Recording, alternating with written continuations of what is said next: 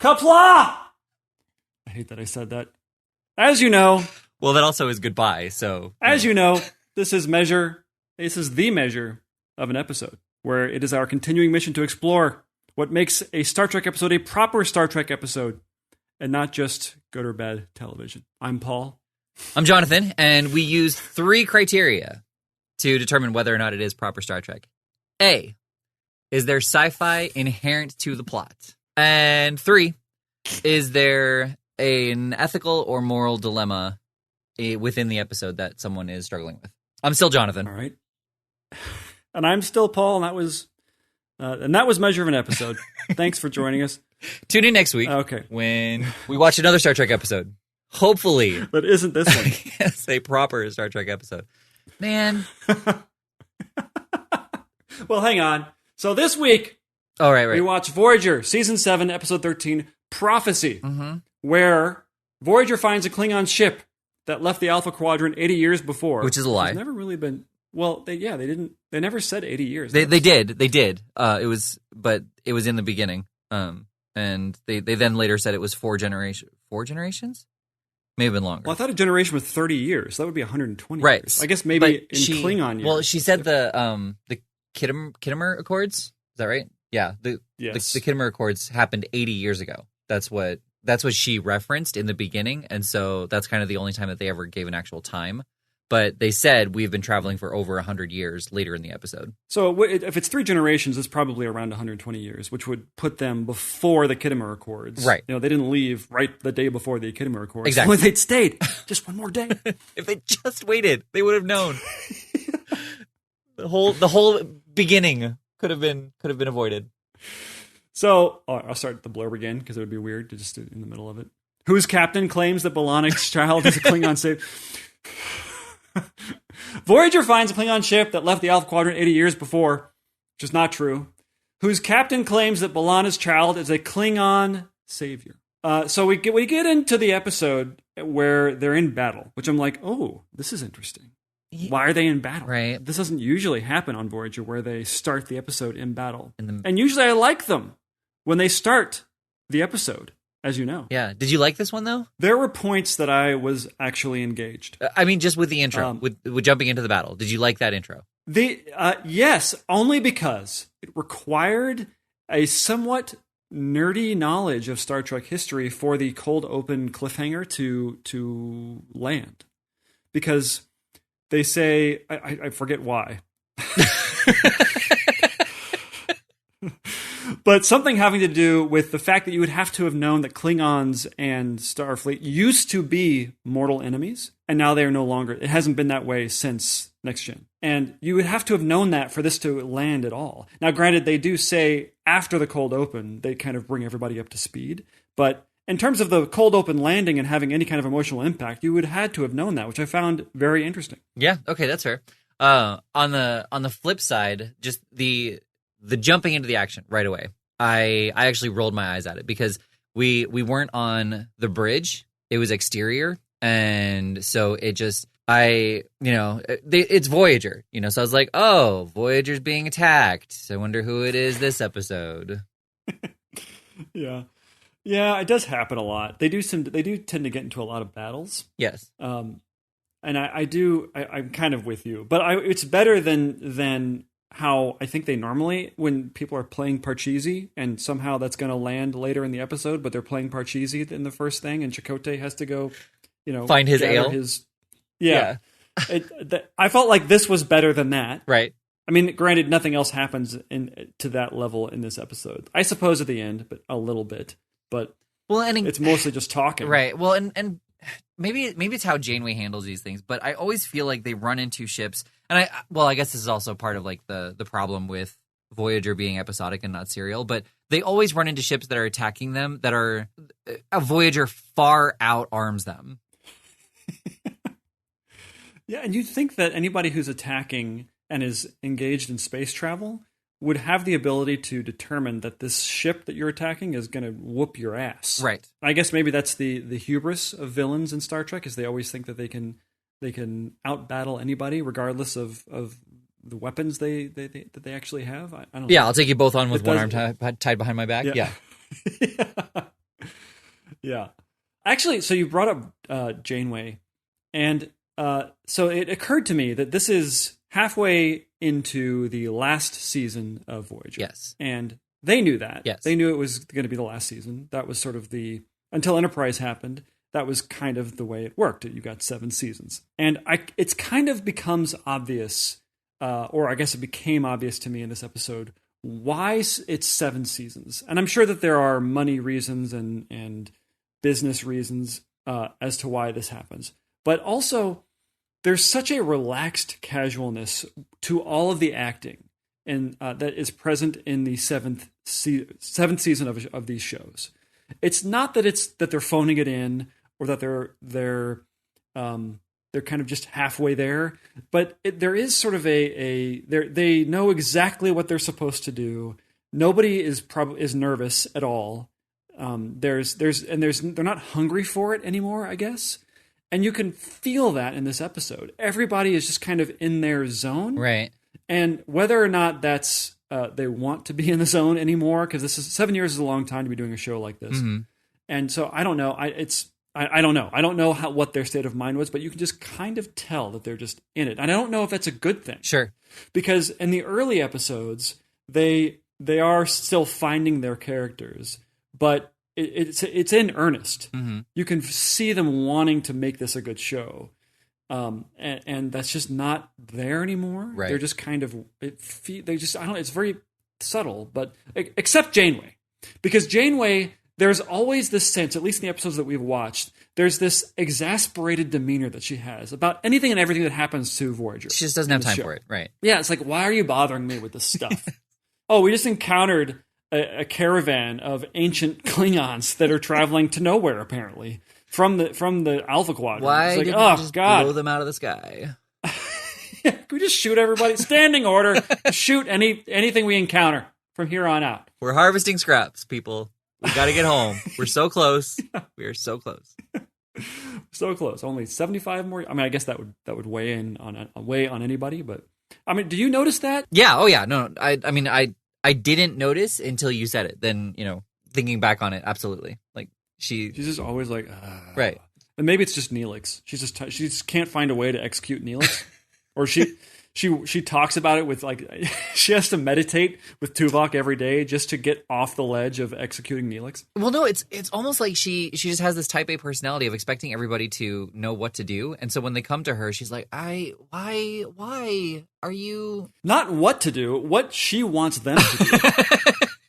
There's a difference. I mean, there's prescribed rules in the Federation, and then there's what Janeway wants you to do, and that she wants you to know to do it before she tells you. Right. And there's that whole why are you coming to me with this? You should know. Shoot them out of the sky. Okay, so we don't have to go through every scene. I mean, it's sort of the same scenes that happen. First thing I want to say, though, speaking of acting, since we're on the whole acting thing, the 2 main Klingons that they cast. Yeah, Avery Brooks and who else? Was it this was like, they should have cast this guy as Captain Sisko. Which one? The main kind of prophet. I thought it was when he first started talking, he was like whatever he said, put them on screen or something like that. I was like, yeah. Is but that it Sisko? It does felt very oratorical the way that he speaks. Yeah. But it felt, I kind of bought it, and it's sort of like the way Sisko speaks without all the crazy baggage. Mm-hmm. It sort of felt like, I kind of understand why he would be the leader. Yeah. It feels like, and it actually occurred to me that, are Klingons always demonstrated this in the sort of highly religious way, or is it just these Klingons? Because I do have this sense of when they've talked about Kalis and not necessarily the gods, but your ancestors. And there's always this kind of floating religiousness to Klingons. Yes. They always kind of talk about it in that way, mm-hmm. but never to this level. And it kind of became obvious that these were supposed to be kind of missionaries. Oh, no, I didn't take missionaries because they weren't trying to convert anybody else. They were just that offshoot religious sect that believed something that nobody else believed. And they were trying to... Yeah, you're right. Yeah. What would you call that? There's a word for those types of people. I'm sure there is. It's not fanatics because that's something else, and it's not outliers. No, it's not clear, right? If they're going somewhere. I mean, they're looking for something, but they're not going anywhere. I guess they just set a course to a distant land. That's what they did. Yep. Yeah. Second star to the right. but they are. So I guess this is the most extreme version of the Klingon religion. Yeah. And there seems to be only one, strangely, with Klingons. And then that leads me to say, okay, so is Kronos a very small planet where it doesn't really nurture multiple religions and multiple cultures? Because we kind of get a one-note culture from Klingons, at least as far as I can tell. Am I right? I mean, it could be like, so Bajor, they've met their prophets, so that's they exist. Right. They're real. Yeah, and Kalis is real too. So I wonder if it's just that kind of like how Christianity is, despite being the second largest religion, it's the most dominant, and so like even though not everybody celebrates Christmas, and not everybody celebrates Easter, we always get that time. Everybody gets that time off in America because that's like the dominant religion. And so it could be the same thing. Like not everybody believes that Kalis is the whatever he was, because he's not the savior. He brings usually unity. Yeah. There's some sort of unity that happens from these people. Yeah. So the but great worldwide unity. Yeah. So at a certain point, they bring up this Kuva Mach. Well, yeah. So right, but I want to speak to a little bit before that. So he's like, I need to see this Klingon to guarantee that there is this peace that you talk about. So he comes out and he's like, wait, you're pregnant? I have to go. Like, it is very odd. I mean, you think that they would just put her on screen or show them the Federation headshot, right? This is her, right? Like he said, the records could be falsified, and I actually found it strange that he believed this half Klingon was a Klingon. Like, they're not even real, like, head ridges. Like, this is clearly a fake. Yeah. This is somebody who you dressed up to make look like a Klingon, and she's not a Klingon. She looks like a character from a television story. Right? But, like, he's like, show me your Klingon paraphernalia, or your Klingon antiques or anything. Well, I don't really follow that side of my family, so I can't really show you any of that. Oh, yeah, you're really a Klingon. But that's kind of what I liked about this main actor Klingon guy, was that I understood immediately why he would be the leader of this group and why people would follow him. He just kind of had a charisma. Yeah. Yeah. And he kind of had a gentleness to him that is usually not very Klingon-esque. He's, he was a Klingon, but seemed to be smarter than that, I guess. Right. And it just gave Klingons a little bit more depth than just wanting to kill everything all the time. Yeah. There's a point later in the episode where that happens, where there is one thing we can share, and when they're talking to each other and they realize they have nothing in common, and he lays something down on the ground, and like, oh God, he's gonna be like, we can, we still match up in this way. I want to bite your cheek. Or sorry, I want to bite your cheek. Oh, are there? Did we just think of a new porn crossover? Klingon vampires. Why is that? Why is that not just fan fiction? Why is it porn? I don't know. You need, I feel like that would add another level. It's another layer. It's kind of interesting that they haven't done, I feel like they've done werewolves. They've definitely done Creature from the Black Lagoon. They've done Frankenstein, but there's never been, at least that I can think of, any kind of vampire analogy. And it's kind of ridiculous. I would think that they kind of have, I suppose, in the sense of infecting someone with. I mean, it's basically what you're doing when you turn somebody into a vampire. Oh, absolutely, yeah. But not in the sense that you have to drink their blood, right? Like even if you did it surgically, you drained their plasma or something, or your body doesn't create T blood cells, so you are absorbing their T blood cells when you drink their blood or inject their blood into yours or something. Yeah, I mean, as you're demonstrating, it could be very, very well nested into the science fiction. Right. You could make it very sci-fi if you wanted to. Which they actually missed a couple of opportunities in this particular episode. This episode in general, I feel like as superficial as it was, I really feel like it should have been a two-parter with just a lot more conflict and a lot the dilemmas were there, but it was just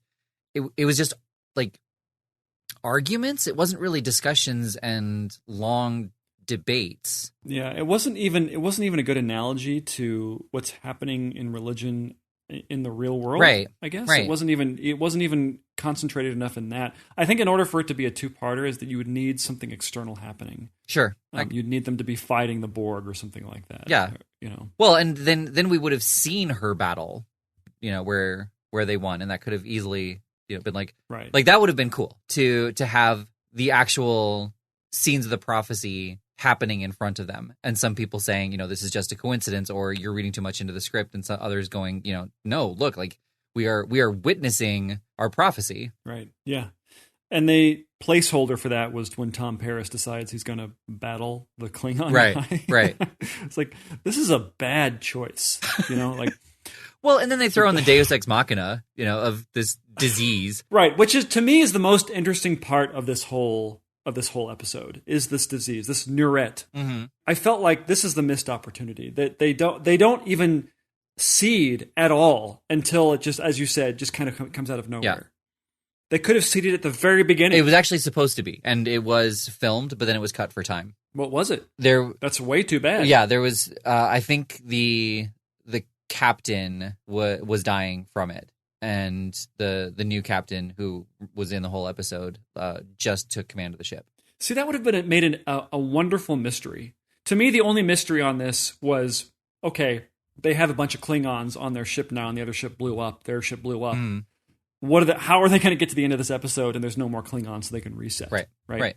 And if they had kept that in, it would have been so much better. Right. Because you would have said, okay, well, and we don't know how they would have expressed it, but in terms of there being something wrong with them and nobody knows why, and there's some sort of stepping toward that eventual revelation of they're all sick. Yeah.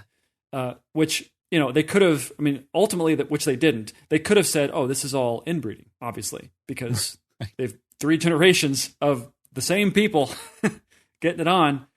This is what happens, is you have weird diseases that spring up. By the way, just as a side note, the first 40 years of my life, I thought it was breeding, I-M, B-R-E-D.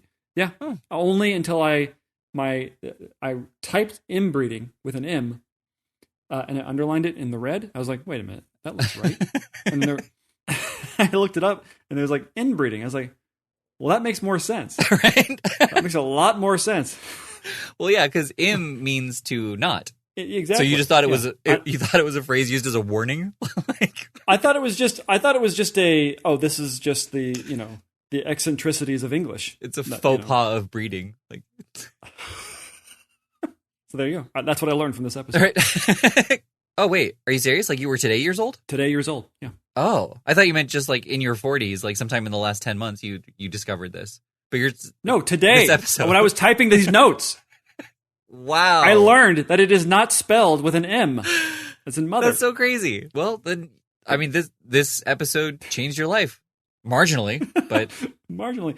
Well, it's kind of canceled out, too, because I kind of had to waste time watching the episode. Pros and cons in life. Yeah. So I came out at about 0. And it also, does the episode get the credit for that, or do I get the credit for that? Because the whole inbreeding idea came from me and not the episode. Oh, right. Well, you wouldn't have had the idea if you hadn't watched the episode. That's a good point. Yeah. That's a good point. It's not like you would have just randomly been like, wait, Klingons should inbreed. Well, yeah, but that also means that the squirrel gets the idea for a squirrel being in the movie that I'm writing, and not me, because the squirrel was that he gave me the idea. So does the squirrel get credit? Yes, if the squirrel hadn't been there, you wouldn't have had that idea. Okay, that makes sense. Special thanks to Napoleon the squirrel. But, okay, so maybe it's the implication that there's inbreeding, but do you think that inbreeding could have made it into an episode of Star Trek? Man, would they have said that word? Oh, no. I think that they would have said... Well, because I feel like it has come up. I feel like there is an episode where they do talk about that. But not saying inbreeding, just saying like they were not able to go outside their genetic pool or something like that. Yeah, their genetic pool is not diverse enough. That kind of thing. But to speak to the Klingon thing, I think that I don't think that inbreeding happened on the ship because they're, let's say best case scenario, they kept the population the same by having 2 kids all the time. But that means there would have been 50 couples on there, and you need something like 8 for genetic diversity. So inbreeding would not have been a concern. Well, that means they would have had to have been able to say, okay, if you can have 2 kids, one has to be male, one has to be female. I could see Klingons doing that. Can they do that? I mean, I guess they could. If they, I always do the math that if they're doing warp space travel, that they've advanced medically to the point where they can engineer their own children. But maybe maybe I shouldn't be doing that because I'm a. Oh no, I was saying I could see Klingons saying like, "Oh no, it's your second child out the air chute it goes." Oh, so they airlock yeah. their. Yeah. Airlock duplicates. Dude, that's heavy, and it's kind of inferred, right? Because they don't talk about inbreeding, spelled an N, not an M, which means they had to genetically survive. I mean, but the other thing too is the ship could have started with like 300. And they just let nature take its course, or 350 or something like that, and they just let nature happen. And in so doing, the population has dwindled down to 200 over the last 120 years. Well, and we don't know. It could have been a large caravan of ships, too, and they're just down to one. That's true. Yeah. See, this would have all been interesting mythology to put into the episode. Right. Like, it would have been great to hear, their story. Other than we found found these scrolls or whatever, and we took to the stars, knowing that the prophet would, or the Messiah would come. It would have been interesting. Okay, so this is going to be a little out there. So what if they came and said, we have these scrolls that are 100 years old, right?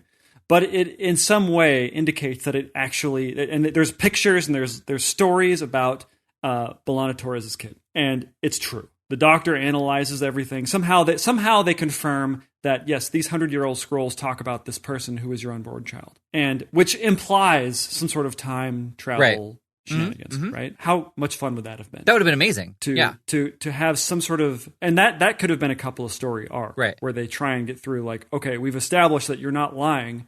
How could this possibly be true? And then they find that their parents are, terribly mutilated. It's just a terrible outcome for Voyager, right? And so, and then they have to figure out, okay, well, what do we do? How do we fix this? Something happens, which we don't know. It's not in the scrolls. These scrolls are ancient, Right. I want to see that episode. So well, bad. and it could have been, that she, the Messiah, provided the information on how to save Voyager. Oh yeah, in the scrolls, it's locked in somehow. It's locked in. It has to be interpreted in some way, some sort of puzzle. Yeah, and this would have been a good two-parter. Like that would have been a whole season arc. That would have been an amazing season arc. That would have been this is season 7. How great would that have been? So great to introduce that earlier in season 7, and that's how they get home. So the Borg shenanigans. So here's the frustrating part. We have spent 40 minutes talking about this. Yeah, 45 minutes talking about this, and. They had 7 years, if not more, to work on this. No, here's why. Because this was one of the plot stories that they suggested at the Voyager pitch meeting. This one? Yes. So they had this idea. Like, they either never went back to it and they thought they were scraping the bottom of the barrel, or this was the best they came up with when they were discussing it. Greenlit. This is, I can understand in the 7th season that it's a good addition to the I don't know. Canon, B'Elanna's pregnant, right? And her kid turns out to be the Messiah. Like, what? How, do you guys like that idea? Sounds riveting. Greenlit. Here we go. Can you start tomorrow? But yeah, so they had so much time to work with it, and this is what we got. And here you and I are talking about it, just, brainstorming, like, other ideas that could have been, making it a two-parter, giving it a deeper conflict, having time travel involved. Instantly, it's a Star Trek episode, and it would have been so good. Nope, they got to have a battle with blunted. That's a good, actually, little microcosm of this episode. We're basically working with blunted batleths here, right? Nothing is sharp-edged. Right. It doesn't really cut. It doesn't get anywhere. It doesn't get us anywhere. It's just sort of, we're just banging them together like it's a 10-year-old playing with a lightsaber. Yep. Right? And yeah. Not a real lightsaber. Right. Like a plastic one. The plastic one. Yeah, I gotcha. And like the doctor said, you can do a lot of damage with the blunted batleth. Boy, did they.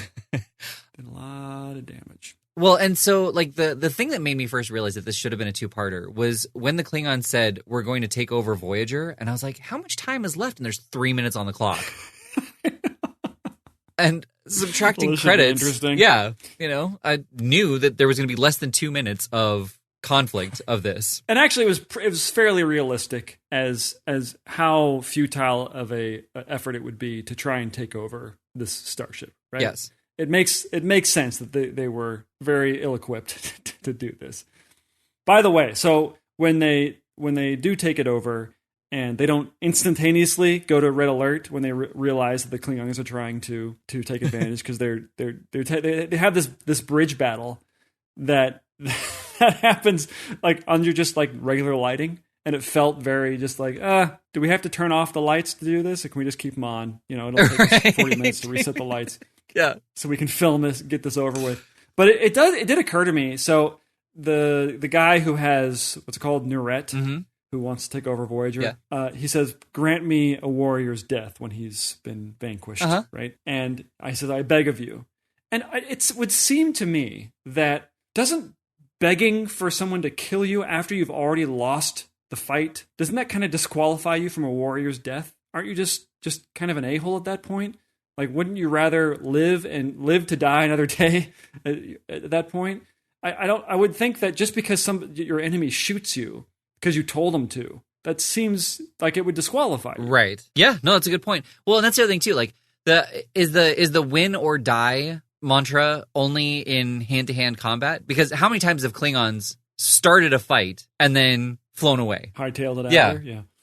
And somebody brought up, isn't it interesting that the alien race that believes in honor in battle and victory or death is the alien race that developed cloaking?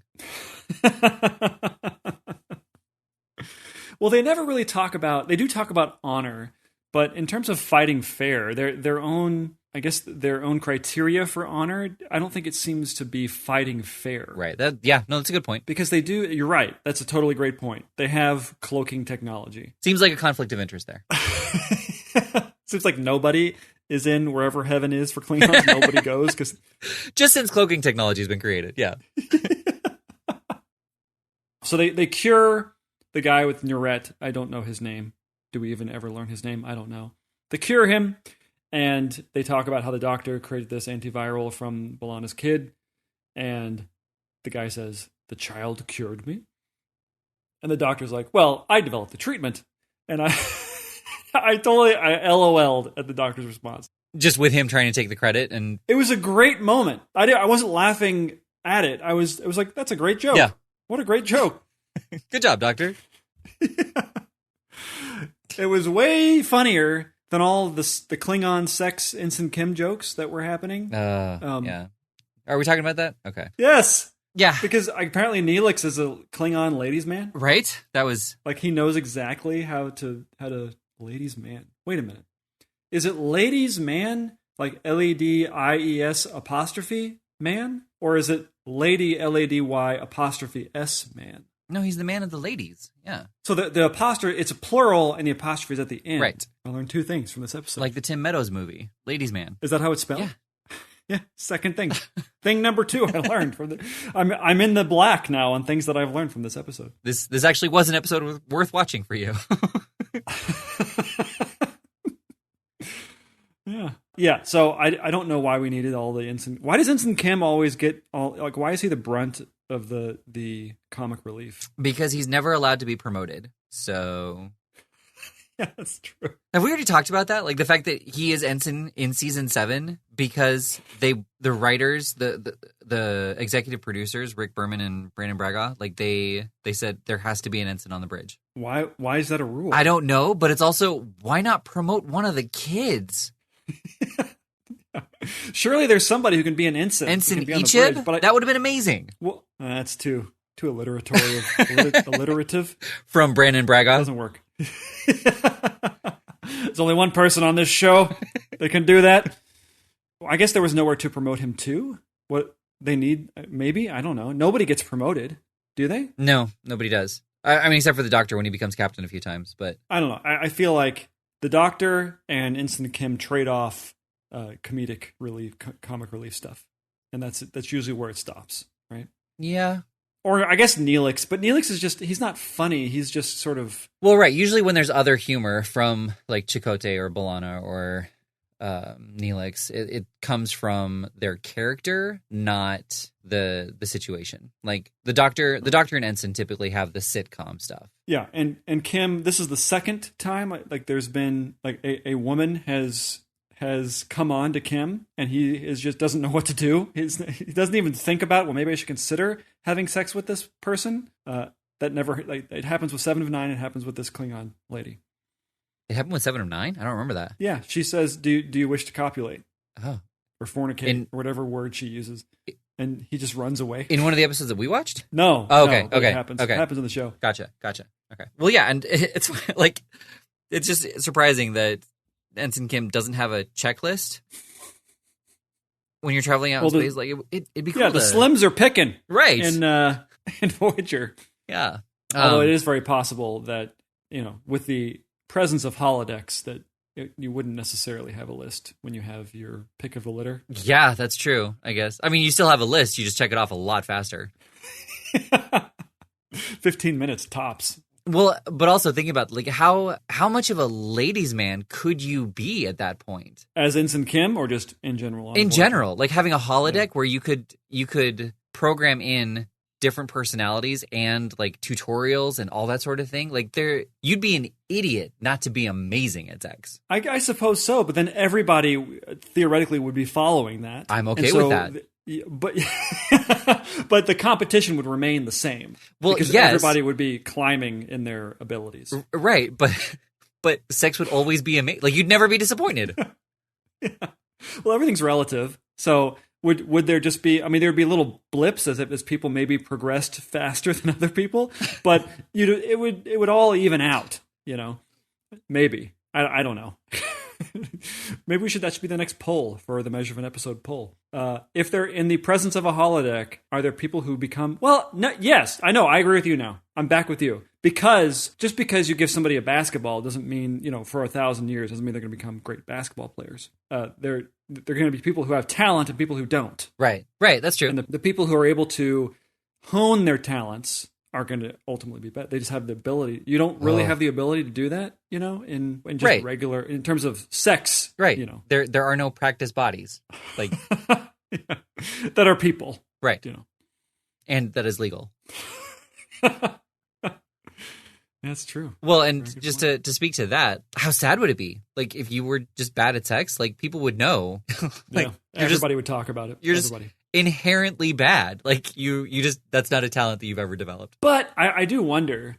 So in this situation where I'm going to assume there are probably an equal amount of men and women on Voyager, roughly, and so it would become very incestuous. If they were to be in space for the next 75 years, let's say they didn't get any jumps home, they would eventually, you'd recycle everybody. Yeah. You might even round the bend a couple times because there would just be no one. You would just get tired of people. Right. And new rumors would start to happen. I don't know. Have you seen Ensign Johnson? Yeah, been there, done that. No, he's different. Right? Yeah. He's doing things he didn't do before. I wonder who taught him that. Yeah. He's been spending a lot of time in the holodeck, I hear. Yeah. Well, no, I mean, think like if you're going around the bend, that means that the person, like when you're with that person again, you have now hit everybody on the ship, which more than likely you've learned a trick or two since like you last saw that person. Yeah, but see that you would think that, and maybe that's true to some granular degree for everybody, but there are some people who, no matter how many times that's true. They park in a Trader Joe's parking lot, they're still at parking in a Trader Joe's parking lot, right? For some reason, and then there's just going to be that person that like you are just awkward with. The person, like when you do finally bed them, you're just awkward with them, and like you just don't have any in sync with each other. That's a good point, though. I'd love to see. Maybe that's a Lower Decks episode. Yeah. Oh, I would imagine so. All right, are we done with this episode? Yeah, I mean, so I think that the ethical dilemma was there, but there wasn't really enough of the sci-fi thing. It was just an outlier cult that found a family and believed them to be the prophecy. Well, I suppose the ethical dilemma, which was in some way addressed, was: do you lean into this and try and get what you want out of these Klingons by pretending to be this person that you're obviously not? Right. And but it doesn't matter because there was no science fiction in this episode really at all. Yeah. No, there wasn't. They cured the disease using essentially what is that called? Stem cells. Stem cells. Yep. Yeah. They didn't say. They said, well, they were hybrid stem cells that came from B'Elanna's baby. Oh, he did say stem cells. He said stem okay. cells. Okay. Yeah. But they didn't say, oh, the fact that they're hybrid means this, and that. And Right. That's why. They didn't even go into that. Nope. It just was. Yep. So nope. Nope. Not a Star Trek episode. Again, it was a decent episode of TV. Like it was the last season of a series. It was an episode where there wasn't really any crew tension. The tension came from outside of the ship, which makes it better because there is that little bit more of an unknown. But yeah, I mean, if you were watching Voyager, I would not say skip this episode. You would not say skip it, or you? Yeah, I wouldn't say skip it. I mean, okay, yeah, I think that the character moments were fun. I think that the episode wasn't eye-rollingly bad and it wasn't boring. There was just same as it ever was with all the Voyager episodes. They could have done so much more with it. Yeah. All right, let's see what we're watching next. Okay. The original series, season 1, episode 22. Oh, dang. The Return of the Archons. Return of the Archons. Oh, man. All right. And the blurb says, when the Enterprise travels to a planet where a Starfleet ship disappeared years ago, they find a tyrannical computer that rules its oppressed people. Kind of sounds somewhat the same as this Voyager episode, a little bit. Kind of. No, I didn't think so either.